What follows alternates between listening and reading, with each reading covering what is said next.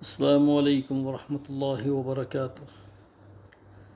الحمد للہ وحدہ والصلاة والسلام علی من لا نبی بعد۔ اعوذ باللہ السمیع العلیم من الشیطان الرجیم من ہمزہ ونفخہ ونفثہ۔ لقد کان لکم فی رسول اللہ اسوۃ حسنہ۔ تمام قسم کی تعریفیں اللہ رب العزت کے لیے ہیں کہ جو اس کائنات کا اکیلا مالک ہے۔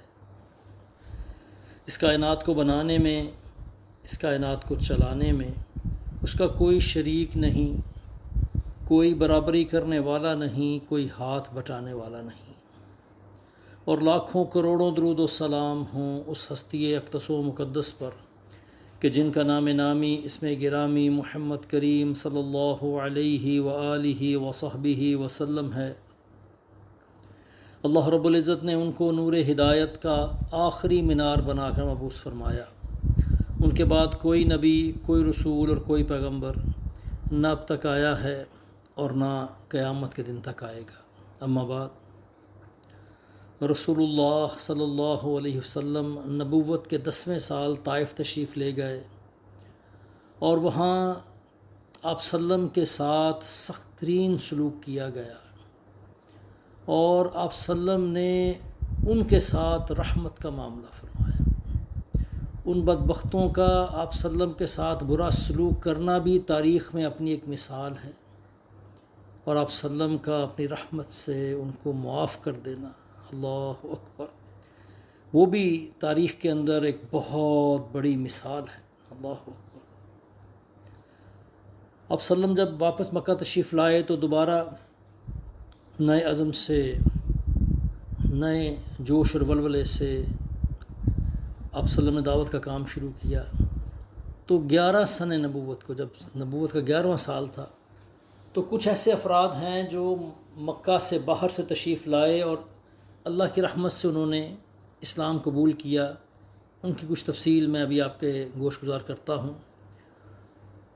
ان میں حضرت سوید بن صامت رضی اللہ تعالی عنہ، یثرب سے ان کا تعلق تھا۔ یہ مکہ تشریف لائے اور غالباً حج یا عمرے کے لیے آئے تھے یہاں پر، اور یہ شاعر تھے اور بڑی ہی اچھی سمجھ بوجھ کے مالک، جیسے ہمارے ہاں اقبال ہے اور الطاف حسین حالی ہیں، یعنی وہ افراد جن کے اندر شاعری میں صرف الفاظ کا گورکھ دھندا ہی نہیں ہے کہ بس جی الفاظ کو ایسے مرتب کر دیا اور جی واہ کیا بات کر دی، ایسا نہیں ہے، بلکہ حقیقتاً ان میں حکمت ہے اور بڑی ہی دانائی ہے ان کی شاعری میں۔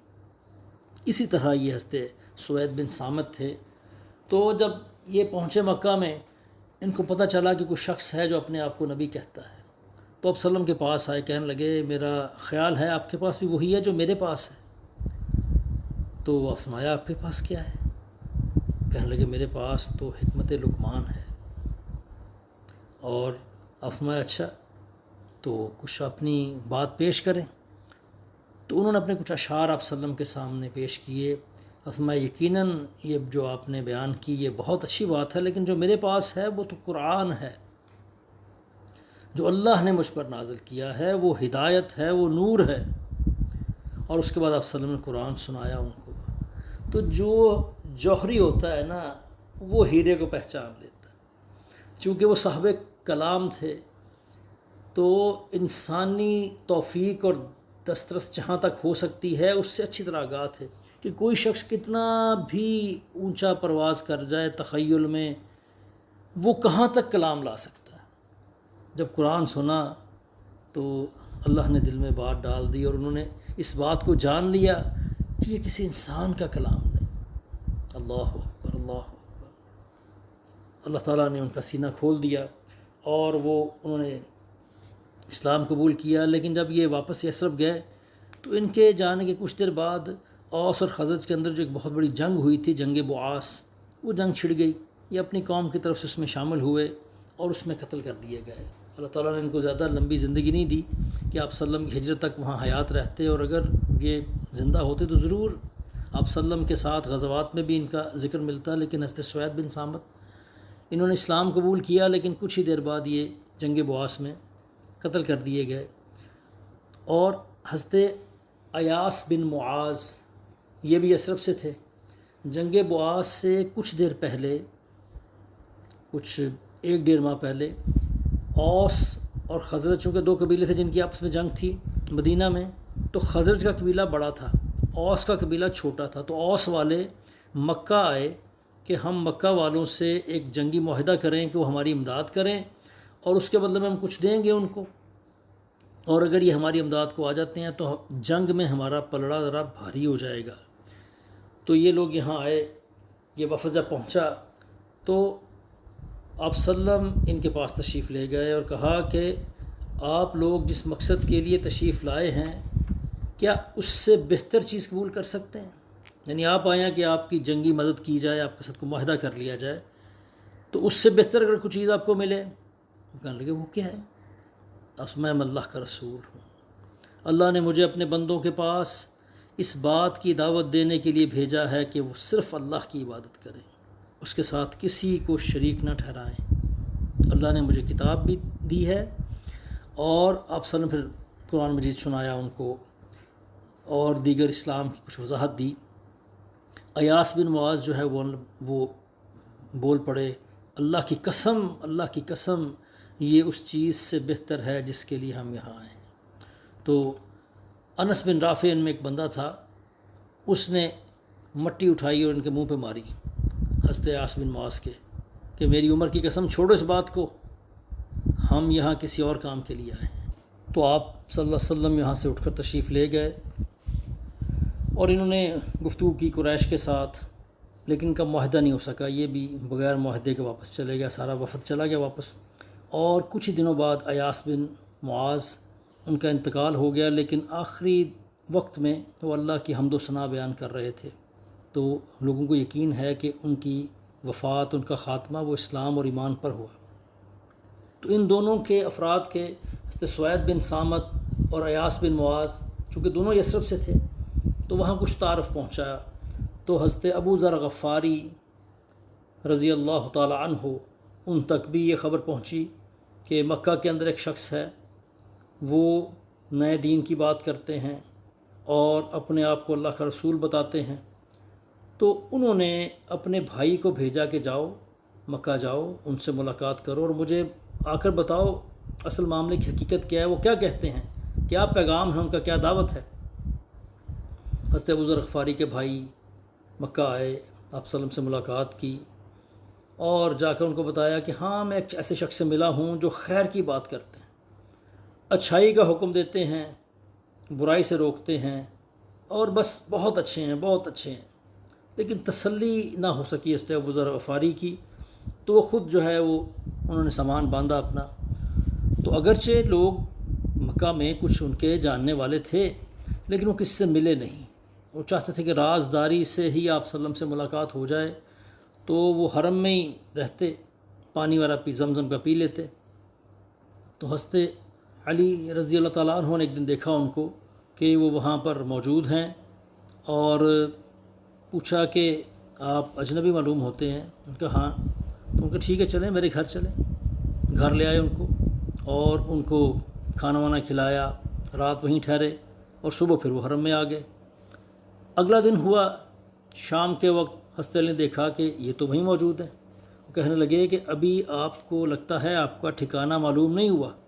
انہوں نے کہا ہاں کچھ ایسا ہی ہے۔ وہ چلے پھر آ جائیں میرے ساتھ آج بھی۔ اور پھر راستے میں پوچھا حضرت علی رضی اللہ تعالیٰ عنہ نے حضرت ابو ذر غفاری سے، اگر آپ مناسب سمجھیں تو مجھے بتائیں کہ کیا معاملہ ہے۔ تو حضرت ابو ذر غفاری کہنے لگے اگر آپ رازداری سے کام لیں تو میں پھر بتاتا ہوں۔ انہوں نے کہا ٹھیک ہے جی بتائیں۔ وہ کہنے لگے مجھے معلوم ہوا یہاں کچھ شخص ہیں جو اپنے آپ کو نبی کہتے ہیں، تو میں نے اپنے بھائی کو بھیجا، انہوں نے کچھ تسلی بخش جواب نہیں دیا، تو میں آیا ہوں کہ ان سے ملاقات کروں۔ تو حضرت علی رضی اللہ عنہ کہنے لگے کہ آپ صحیح جگہ پہنچے ہیں، اور کہا کہ میرا رخ انہی کی طرف ہے، آپ میرے ساتھ ساتھ آئیں، اور اگر میں راستے میں دیکھوں کوئی شخص جس سے آپ کو خطرہ ہے تو میں اس طرح راستے کی سائڈ پہ کھڑا ہو جاؤں گا جیسے میں اپنا جوتا سیدھا کر رہا ہوں، اب میرے پاس سے گزر جانا، رکنا نہیں آپ نے۔ اور ایسے ہی آپ صلی اللہ علیہ وسلم کو حضرت ابو ذر غفاری کو لے کے حضرت علی آگے بڑھے، حتیٰ کہ آپ صلی اللہ علیہ وسلم کے پاس پہنچ گئے اور انہوں نے اپنے آنے کا مقصد بیان کیا، آپ صلی اللہ علیہ وسلم کو ملاقات کی، آپ صلی اللہ علیہ وسلم نے ان پر دین کو پیش کیا تو مسلمان ہو گئے۔ اللہ تعالیٰ نے سینہ کھول دیا، چونکہ خود ہی وہ ہدایت کے طلبگار تھے، اپنے بھائی کو بھیجا، پھر خود تشریف لائے، پھر 2 دن وہاں پڑے رہے، اور اتفاق ہے کہ ان دنوں آپ صلی اللہ علیہ وسلم بیت اللہ تشریف نہیں لائے، ورنہ آپ صلی اللہ علیہ وسلم اکثر بیت اللہ تشریف لاتے تو ہو سکتا تھا ان کی ملاقات وہاں ہو جاتی، لیکن اللہ کا حکم کہ یہ 2 دن انہوں نے وہاں صبر بھی کیا، یعنی ایک تردد، ایک اہتمام۔ اللہ اکبر! دیکھیں وہ بھی بد نصیب ہیں جو مکہ میں رہتے ہیں، صبح و شام آپ صلی اللہ علیہ وسلم ان کو دعوت دیتے ہیں، اور وہ لوگ جنہوں نے 40 سال آپ صلی اللہ علیہ وسلم کو دیکھا، آپ صلی اللہ علیہ وسلم کو پرکھا، ان کے ساتھ رہے، زندگی بسر کی، ان کے حق، ان کی امانت، ان کی سچائی اس کے گواہ، لیکن بدبختی، بد نصیبی کہ دین قبول کرنے کی توفیق نہیں۔ اور اللہ چاہے کہ جس کے مقدر نصیب میں کرنا ہے تو کہاں یہ سب سے ایک بندہ اٹھے اور تلاش کرتا ہوا آئے اور ہدایت کو پا جائے۔ اللہ اکبر! اللہ اکبر! کیا عمدہ نصیب تھے حضرت ابو ذر غفاری کے۔ فرمایا کہ ٹھیک ہے، آپ نے دین قبول کیا ہے، آپ اپنے قبیلے میں واپس جائیں، اللہ جب ہمارا ظہور فرمائے، اللہ ہمیں غلبہ دے تو آپ کو خبر ہوگی، آپ آ جانا ہے۔ وہ کہنے لگے نہیں، اب تو ایسے نہیں جاؤں گا میں، اب تو میں یہاں پر سب کے سامنے اعلان کروں گا۔ تو وہ اگلے دن بیت اللہ پہنچے اور کہنے لگے، قریش کے لوگوں، اشہد ان لا الہ الا اللہ واشہد ان محمدا عبدہ ورسولہ۔ جب لوگوں نے یہ بات سنی، کہنے لگے، پکڑو اس بے دین کو، اور اس قدر مارا کہ قریب تھا کہ ان کو جان سے مار ڈالیں گے۔ حضرت عباس رضی اللہ عنہ ابھی چونکہ انہوں نے اسلام قبول نہیں کیا تھا، یہ آئے اور دیکھا کہ یہ شخص تو غفار قبیلے کا ہے، تو کہنے لگے اپنی قوم سے کہ وہ بد نصیبو، اس کو چھوڑ دو، یہ غفار قبیلے کا ہے، اور یہیں سے تمہارے تجارتی قافلے گزرتے ہیں، اس قبیلے کے بندے کو مار دو گے تو تمہارے تجارتی قافلے محفوظ کیسے رہیں گے؟ انہوں نے چھوڑ دیا۔ اگلے دن پھر ابو ذر غفاری تشریف لے گئے۔ اللہ اکبر! کیا ایمان تھے! اللہ اکبر! پھر چلے گئے، پھر جا کر کہا، قریش کے لوگوں، اشہد ان لا الہ الا اللہ وحدہ لا شریک لہ واشہد ان محمدا عبدہ ورسولہ۔ آپ صلی اللہ علیہ وسلم کی نبوت کا اعلان، اللہ تعالیٰ کے ایک ہونے کا اعلان۔ پھر لوگوں نے مارنا شروع کر دیا۔ پھر حضرت عباس نے آ کے بچایا اور لوگوں نے کہا کہ اس کو چھوڑ دو، یہ تو غفار قبیلے کا بندہ ہے۔ اور پھر وہ اپنے علاقے میں تشریف لے گئے، اور پھر جب آپ صلی اللہ علیہ وسلم یثرب پہنچے ہیں تو انہوں نے آپ صلی اللہ علیہ وسلم کی میت کو اختیار کیا۔ ایسے ایسے قبیلہ دوس کے حضرت طفیل بن عمر دوسی رضی اللہ تعالی عنہ، یہ بھی اپنی قوم کے سردار تھے اور شاعر بھی تھے، اور اللہ نے ان کو بڑی بصیرت عطا کی تھی۔ یہ مکہ آئے عمرہ کے لیے، تو چونکہ ان کے بڑے تعلقات تھے مکہ کے سرداروں سے، تو لوگ آئے، بڑا استقبال کیا ان سے، اور کہنے لگے، دیکھیں جی، ہم تو بڑی مصیبت میں پڑے ہوئے ہیں، ایک شخص ہے ہمارے اندر، اور بس اس کی بات ایسی ہے کہ جو سنتا ہے اس پر جادو ہو جاتا ہے، اور بھائی بھائی آپس میں جو ہیں وہ لڑ پڑتے ہیں، ہمارا تو شرازہ جو ہے نا منتشر کر دیا اس بندے نے، تو ہم چاہتے ہیں کہ آپ کسی پریشانی کا شکار نہ ہو جائیں، آپ آئیں، ہمارے مہمان ہیں، تو بہتر یہ ہے کہ آپ اس بندے کی بات سنیں ہی نہ۔ تو وہ کہتے ہیں کہ اس قدر مجھے انہوں نے تنبیہ کی اور ایسا ڈرا دیا اور اس قدر تاکید کی کہ طفیل دوسی فرماتے ہیں کہ میں نے تہیہ کر لیا کہ اس شخص کی بات تو میں نے سننی نہیں ہے، اور کانوں میں روئی ٹھونس لی۔ جب وہ آئے مسجد حرام تو کانوں میں روئی ڈال لی کہ میرے کانوں میں آواز پڑے ہی نہ۔ اللہ رب العزت نے اہتمام فرمانا تھا، ہدایت عطا کرنی تھی۔ اللہ اکبر! کچھ نہ کچھ قرآن کا حصہ ان کے کانوں میں پڑا، وہ کہنے لگے، یہ کلام، یہ بات، اللہ اکبر، ایسی عمدہ بات، اتنا اعلیٰ کلام۔ اور پھر کہنے لگے اپنے آپ سے کہ طفیل، تیری ماں تجھ پہ روئے، وہ تو اتنا گیا گزرا ہے کہ تو خیر اور حق کی بات میں اور غلط بات میں فرق نہیں کر سکتا، اتنا تو سمجھدار بندہ، اپنی قوم کا سردار ہے، اور اتنا تو گیا گزرا ہو گیا، کانوں سے روئی نکال دی اور آپ سلم کے پیچھے پیچھے چل پڑے۔ آپ سلم جہاں داخل ہوئے گھر میں تو یہ بھی داخل ہو گئے، چونکہ اس وقت عرب میں رواج تھا کوئی اجازت لینا یہ معاملہ، بس جس کے گھر گئے بس جا کے داخل ہو جاتے تھے۔ تو آپ سلم جب اپنے گھر میں داخل ہوئے تو یہ بھی داخل ہو گئے۔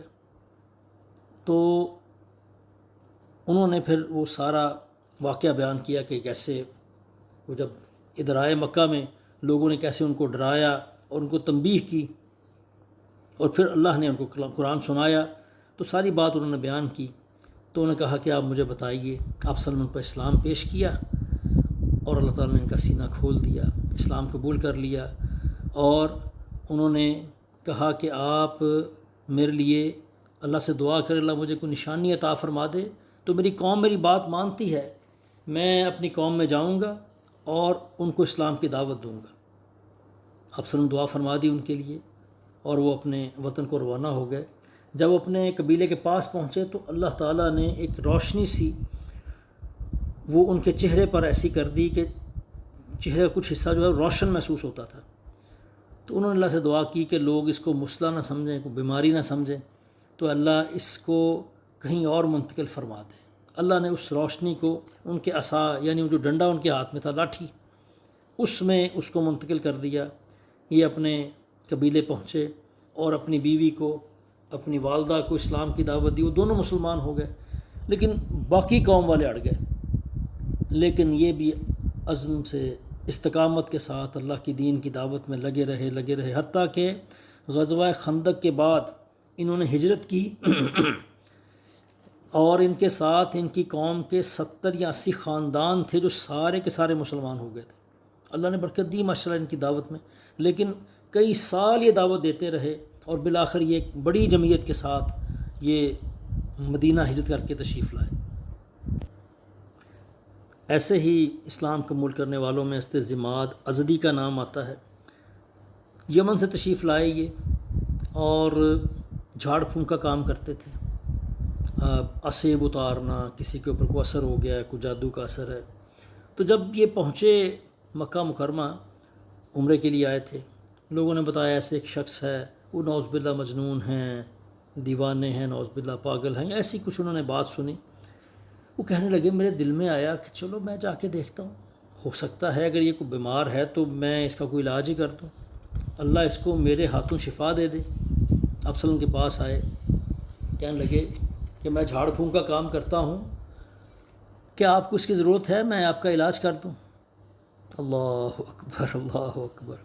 اسمع ان الحمد للہ نحمده ونستعینه من يهده الله فلا مضل له ومن يضلله فلا هادي له واشهد ان لا اله الا الله وحده لا شريك له واشهد ان محمدا عبده ورسوله۔ آپ صلی اللہ علیہ وسلم جو اکثر خطبہ آپ سنتے ہیں، کسی بھی جب کوئی بھی خطیب بات کرتا، آپ صلی اللہ علیہ وسلم بھی اکثر اپنے خطبے کا آغاز ان الفاظ سے کیا کرتے تھے۔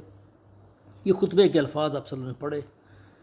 اب ان کا ترجمہ سادہ سا ہے، ان الحمد للہ، ساری حمد اللہ کے لیے ہے، نحمدہ، ہم اسی کی حمد بیان کرتے ہیں، ونستعینہ، اسی سے ہم مدد طلب کرتے ہیں، من یہدہ اللہ فلا مضل لہ، جس کے مقدر میں اللہ ہدایت رکھ دے کوئی دنیا کی طاقت اس کو گمراہ نہیں کر سکتی، ومن یضللہ، اور اللہ جس کو بھٹکا دے اس کے گناہوں کے سبب یا اس کی بدبختی اس پہ غالب آ جائے کہ اس کے نصیب میں ہدایت ہے ہی نہیں، فلا ہادی، اس کے لیے پھر ہدایت کوئی نہیں ہے۔ واشہد ان لا الہ الا اللہ، اور میں گواہی دیتا ہوں کہ اللہ کے سوا کوئی عبادت کے لائق نہیں، وحدہ لا شریک لہ، وہ ایک اکیلا ہے، تنہا ہے، اس کا کوئی شریک نہیں، واشہد ان محمدا عبدہ ورسولہ، اور میں گواہی دیتا ہوں کہ محمد صلی اللہ علیہ وسلم اللہ کے رسول ہے۔ اب ترجمہ ٹھیک ہے، چیزوں کا بندے کو مطلب تو سمجھا دیتا ہے، لیکن اصل الفاظ کو جو سمجھ سکے تب اندازہ ہوتا ہے کہ ان الفاظ کی خوبصورتی اور ان الفاظ کا جو بیان ہے اس کا اثر کیا ہے۔ مثال کے طور پر دیکھیں نا، اقبال کا شعر ہے، خودی کا سر نہاں لا الہ الا اللہ، خودی ہے تیغ فساں لا الہ الا اللہ۔ اب اس کا ٹرانسلیشن کریں مثال کے طور پر آپ انگلش میں، خودی کا سر نہاں لا الہ الا اللہ.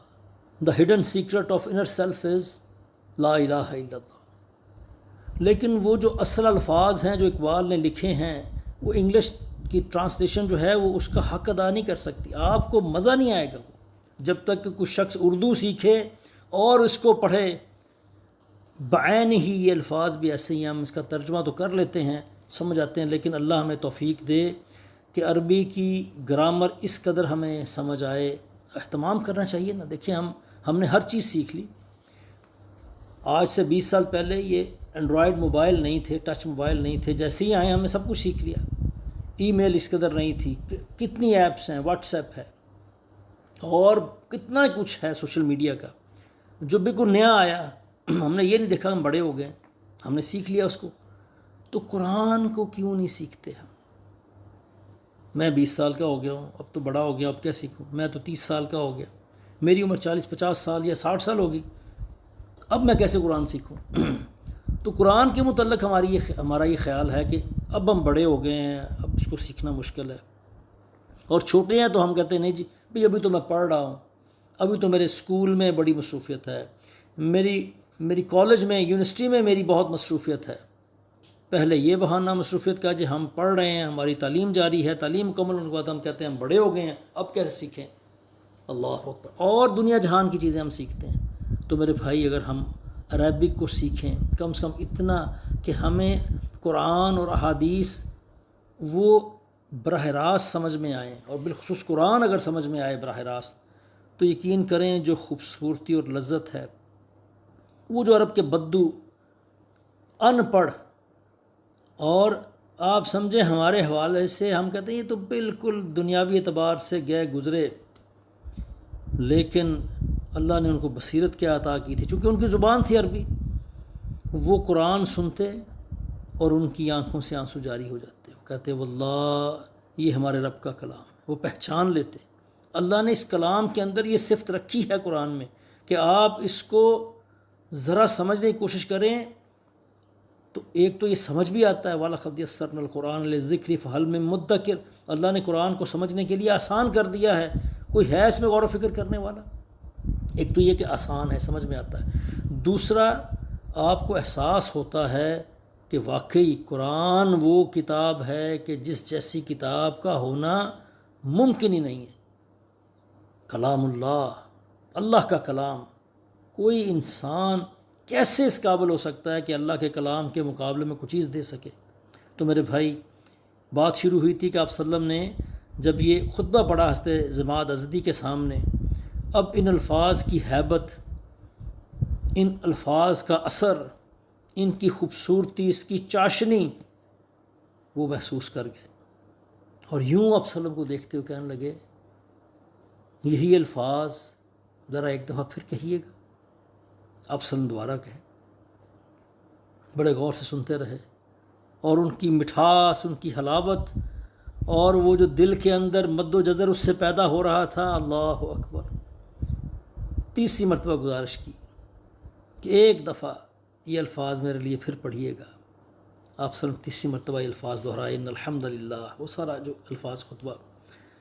تو سبحان اللہ کہنے لگے واللہ میں نے کاہنوں, جادوگروں اور شاعروں سب کے پاس گیا, ان کی بات سنی, لیکن آپ صلی اللہ علیہ وسلم نے جو کلمات میرے سامنے رکھے ہیں, یعنی آپ نے جو کلمات میرے سامنے رکھے ہیں, ایسے کلمات, ایسی خوبصورت بات میں نے آج تک نہیں سنی. ان الفاظ کے اندر سمندر کے جیسی گہرائی ہے. آپ اپنا ہاتھ لائیے, میں اسلام قبول کرتا ہوں. وہ جو اپنی دانست میں علاج کرنے آیا تھا اپنا علاج کروا کے گیا. اللہ اکبر, اللہ اکبر. تو یہ کچھ افراد تھے جو تقریباً 11 سن نبوت میں یا اس سے کچھ بعد پھر مسلمان ہوئے. اور ایسے ہی چونکہ آپ صلی اللہ علیہ وسلم ہر سال, یعنی جب آپ صلی اللہ علیہ وسلم کو چوتھے سن نبوت میں حکم ہوا کہ اب آپ نے دعوت دینی ہے کھل کے, اس وقت سے لے کر اب تک آپ صلی اللہ علیہ وسلم ہر سال حج کے موسم میں مختلف قبائل کے پاس جاتے اور ان پر دین کی دعوت پیش کرتے. تو ایسے ہی آپ صلی اللہ علیہ وسلم 11 سن نبوت میں بھی نکلے, اور آپ صلی اللہ علیہ وسلم حضرت ابوبکر صدیق رضی اللہ عنہ کے ساتھ تھے. تو بنو شیبان, بنو زیل, بنو ثعلبہ، ان لوگوں کے پاس سے گزرے آپ صلی اللہ علیہ وسلم، ان کو دعوت دی، لیکن ان میں سے کسی نے اسلام قبول نہیں کیا۔ ایسے آپ صلی اللہ علیہ وسلم مینا کی گھاٹی سے گزر رہے تھے تو دیکھا کہ کچھ افراد بیٹھے ہیں۔ آپ صلی اللہ علیہ وسلم ان کے پاس گئے اور ان سے کہا کہ مناسب ہو تو ہم آپ کے پاس بیٹھیں، کچھ گفتگو کریں۔ تو یہ یثرب کے لوگ تھے، یہ 6 افراد تھے، اور یہ یہود سے سنا کرتے تھے کہ ان قریب ایک نبی کا زمانہ آنے والا ہے، وہ بہت جلد اب نمودار ہوگا، ہم اس کی پیروی اختیار کریں گے اور اس کی معیت میں سب کو قتل کریں گے اور سارے عرب کے اوپر ہماری حکمرانی ہوگی۔ اب جب آپ صلی اللہ علیہ وسلم نے ان سے گفتگو کی اور ان کے پاس بیٹھے، ان کو دین کی دعوت دی، تو ایک دوسرے سے کہنے لگے کہ لگتا ہے یہ وہی نبی ہیں جن کے متعلق یہود ہمیں دھمکیاں دیتے ہیں، کیوں نہ ایسا ہو کہ یہود سے پہلے ہم سبقت کرے جائیں اور ہم ان کی دعوت قبول کر لیں۔ تو پھر انہوں نے یہ 6 کے 6 افراد الحمدللہ یا مسلمان ہو گئے۔ ان میں اسعد بن زرارہ اور حضرت عوف بن حارث اور رافع بن مالک، قطبہ بن عامر، عقبہ بن عامر اور حارث بن عبداللہ، یہ افراد شامل تھے۔ یہ 6 کے 6 افراد یثرب کے مسلمان ہو گئے اور یہ اسلام قبول کر کے مدینہ منورہ واپس چلے گئے۔ اور اس طرح ایمان کا نور مکہ سے نکل کر یثرب میں پھیلا۔ اللہ تعالیٰ نے ان کو بڑی برکت دی کہ جب یہ اگلے سال واپس آئے تو ان کے ساتھ کافی تعداد میں مسلمان تھے۔ ابھی انشاءاللہ کچھ دیر بعد اس سفر کا ذکر آپ کے سامنے کرتا ہوں، لیکن 11 سنہ نبوت سے پہلے آپ صلی اللہ علیہ وسلم نے کچھ قبائل کو دعوت دی تھی۔ میں چاہتا ہوں کچھ اس کا حوالہ آپ کے سامنے رکھوں کہ آپ صلی اللہ علیہ وسلم نے عامر بن صعصع، یہ ایک قبیلہ تھا، یہ بھی حج کے لیے آئے تو آپ صلی اللہ علیہ وسلم ان کے پاس تشریف لے کر گئے، ان کو اسلام کی دعوت دی۔ ان میں ایک شخص تھا بحیرہ بن فراس، اس نے آپ صلی اللہ علیہ وسلم کی بات سنی تو کہنے لگا کہ اگر میں اس شخص کو لے لوں، اس نوجوان کو لے لوں، میں پورے عرب کو کھا جاؤں۔ اور پھر اس نے آپ صلی اللہ علیہ وسلم سے بات کی، انہوں نے کہا ٹھیک ہے جی، ہم آپ کی مدد کریں اور اللہ آپ کو آپ کے دشمنوں پر غالب کر دے تو کیا پھر آپ کے بعد حکومت ہمیں ملے گی؟ اس میں حکومت تو اللہ کی ہے، اللہ جہاں چاہے اس کو رکھے، جس کے ہاتھ میں رکھے۔ وہ کہنے لگا یہ بڑی عجیب بات ہے کہ پورے عرب کے سامنے ہمارا سینہ رہے آپ کی حفاظت میں، اور جب غلبہ ملے، حکومت ملے، وہ کسی اور کو مل جائے۔ جی ہمیں نہیں چاہیے آپ کا دین۔ اللہ اکبر! اس شخص کی نظر سوائے دنیا کے آگے گئی ہی نہیں، اس نے یہ جانا ہی نہیں، پہچانا ہی نہیں کہ آپ صلی اللہ علیہ وسلم کی دعوت کا مرکز کیا ہے۔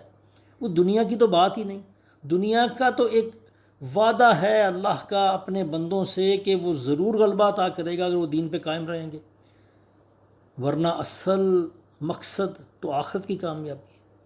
لیکن خیر اس شخص کی جتنی عقل و بصیرت تھی اس نے اپنے حساب سے بات کی۔ جب یہ اپنے قبیلے میں واپس گیا تو وہاں پر ان کے ساتھ ایک بوڑھا شخص تھا ان کے قبیلے کا، اس کو جا کر انہوں نے بات بتائی کہ ایسے اور ایسے بنو عبد المطلب کا، یعنی عبد المطلب کا ایک پوتا ہمارے پاس آیا اور اس نے کہا جی میں اللہ کا نبی ہوں۔ تو وہ شخص کہنے لگا ہائے افسوس، کیا اس وقت کو واپس لایا جا سکتا ہے؟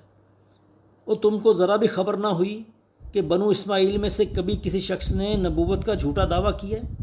اگر اس نے کہا کہ وہ اللہ کا نبی ہے تو اللہ کا نبی ہے، کاش تم اس کی بات مانتے، کاش اس کو ساتھ لے آتے۔ تو خیر یہ قبیلہ دوبارہ تو خیر واپس نہیں آیا آپ صلی اللہ علیہ وسلم کی میت کے لیے۔ ایسے آپ صلی اللہ علیہ وسلم نے بنو حنیفہ ایک قبیلہ تھا جس کو حج کے دنوں میں دعوت دی، اور سب سے برا جواب انہوں نے دیا، بہت سخت جواب دیا۔ اور پھر اللہ نے جب مسلمانوں کو غلبہ عطا کر دیا تو 9 سنہ ہجری میں فتح مکہ کے بعد بنو حنیفہ کا وفد بھی آپ صلی اللہ علیہ وسلم کے پاس مدینہ آیا۔ اس میں مسیلمہ بھی تھا، مسیلمہ بن اسال، وہ آپ صلی اللہ علیہ وسلم کے پاس آیا، اس نے گفتگو کی، اور بڑا ہی اکڑ اور تکبر والا بندہ۔ تو پہلے تو آپ صلی اللہ علیہ وسلم نے کوشش کی کہ اس کے ساتھ نرمی سے پیش آیا جائے، لیکن آپ صلی اللہ علیہ وسلم نے بھانپ لیا کہ اس شخص کے اندر کا تکبر اور جو شیطانیت اس کے اندر ہے وہ کسی نرمی کی متقاضی نہیں ہے۔ آپ نے ثابت بن قیس کو مقرر فرمایا کہ آپ ان کی بات کا جواب دیں، چونکہ اس نے بھی کہا کہ جی آپ پھر طے کریں ہم سے، آپ کے بعد حکومت ہماری ہوگی ورنہ یہ ہوگا وہ ہوگا۔ جب واپس گیا تو اس بدبخت نے جا کر نبوت کا اعلان کر دیا کہ میں بھی نبی بنا دیا گیا، اور اس نے اپنی قوم کے لیے شراب کو حلال کر دیا، زنا کو حلال کر دیا، اور وہاں کے جتنے لوگ مسلمان ہوئے تھے وہ ان میں سے بہت کثیر تعداد جو ہے یمامہ کی وہ اس بدبخت کی پیروکار بن گئی۔ اور اس نے آپ صلی اللہ علیہ وسلم کی نبوت کا بھی اقرار، یعنی یہ کہتا کہ آپ صلی اللہ علیہ وسلم وہ بھی اللہ کے رسول ہیں اور میں بھی اللہ کا رسول ہوں، اور مجھے ان کے ساتھ نبوت کے کام میں شریک کر دیا گیا۔